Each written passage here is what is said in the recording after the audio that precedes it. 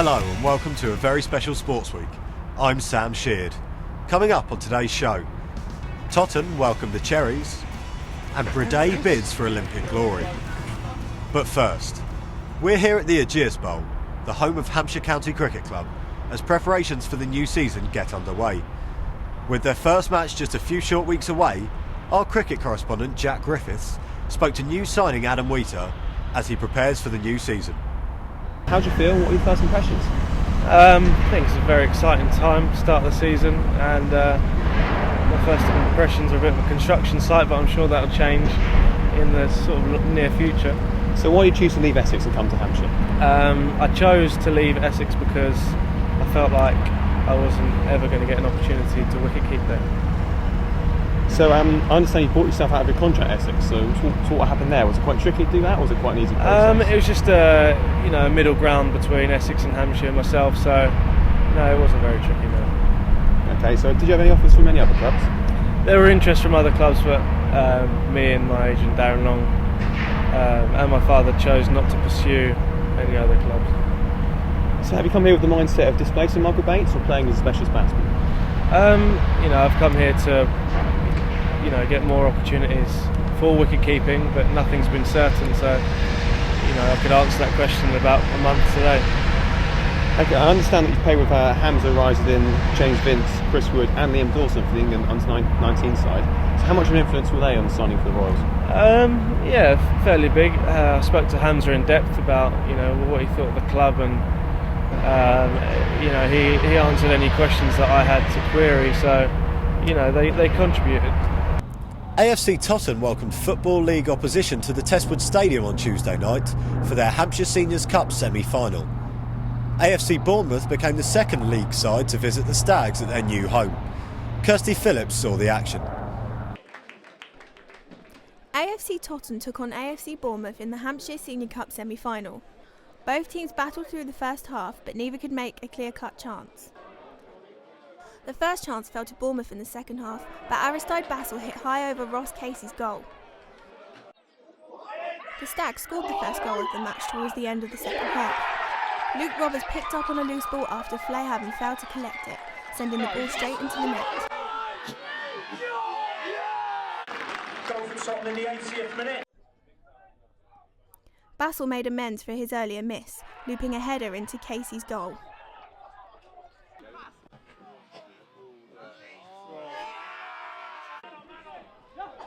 Neither team scored again in the second half, taking them into extra time. Both teams had near chances, but their efforts were not enough. 30 minutes later, Totton and Bournemouth went head-to-head in penalty shootouts. With Bournemouth leading 3-2, Richard Gillespie saw his penalty saved by veteran Cherries keeper Flayhaven, which left Harrison Gilks the chance to convert and book his side a place in the final. Kirsty Phillips, Winchester News Online, Totton. At the beginning of the year, our reporter Liam Garahan tried his hand at wheelchair rugby with Southampton's newest club, the Solent Sharks. 3 months on, he caught up with the team to see how they're faring without him. To become successful in any sport, you need to be dedicated and well prepared, and in wheelchair rugby, it's no different. When Winol first looked at the Solent Sharks, they were just setting off and testing the water. But that was then, and this is now. The Solent Sharks are launching and are ready to take a bite out of anyone who stands in their way of the Super Series.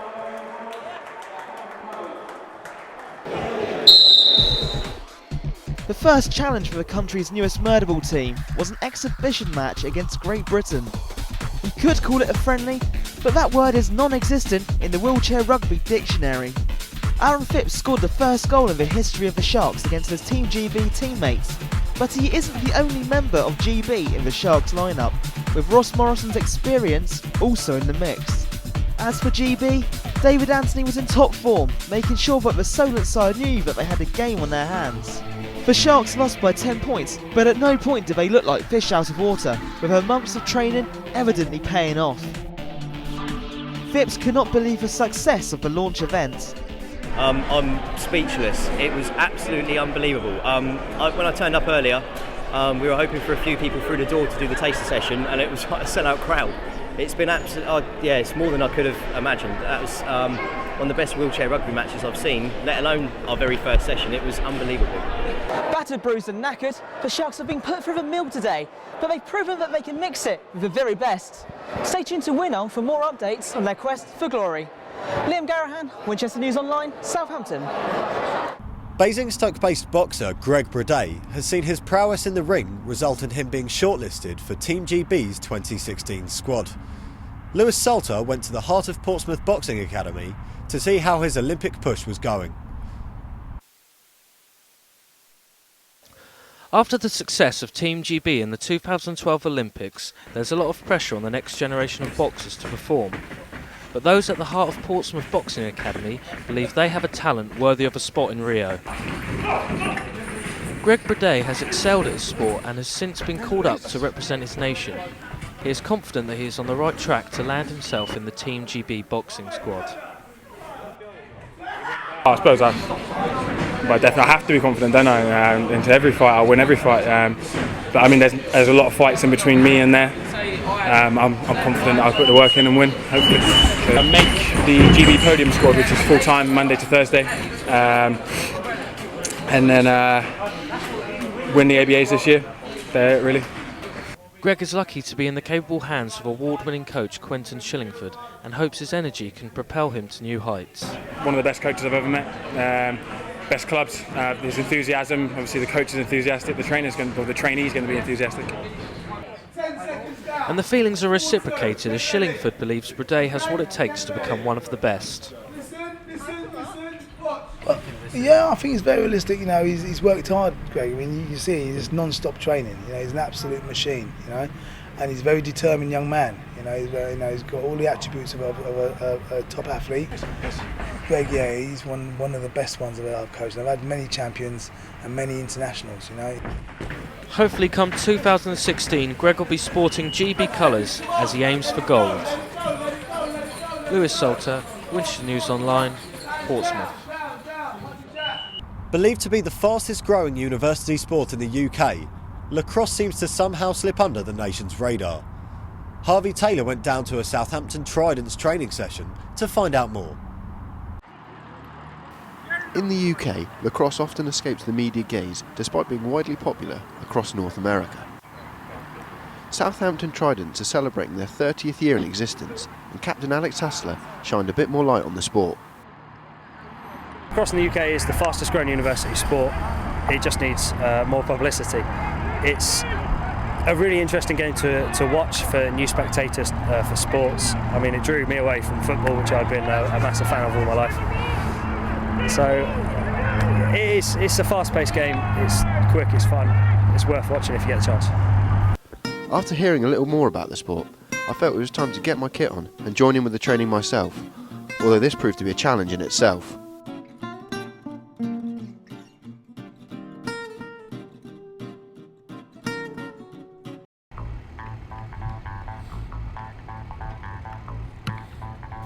Things got off to a less than promising start, and it began to look like my fledgling lacrosse career was over before it had even begun.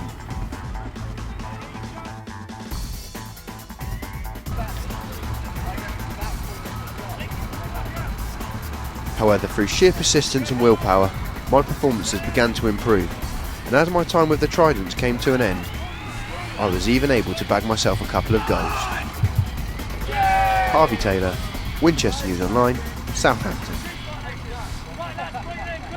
And finally, Eastleigh were looking to beat relegation-threatened Eastbourne Borough on Saturday to maintain their playoff charge.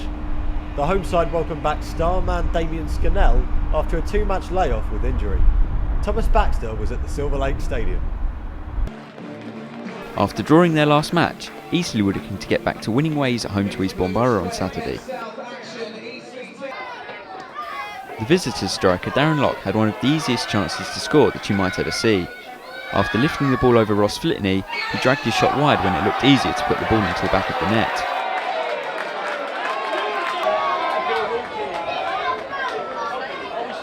Eastbourne wasted another chance to take the lead. This time it was Gary Hart's long-range effort going wide. Eastleigh's first real chance came from Chris Zabrowski, his shot sliding agonisingly across the goal. Minutes later, Chris Zabrowski had another chance, but the former Millwall player once again failed to convert. Early in the second half, Zabrowski eventually got his goal. The number 10 was first to the ball, and he slotted in to score his first goal for Eastleigh.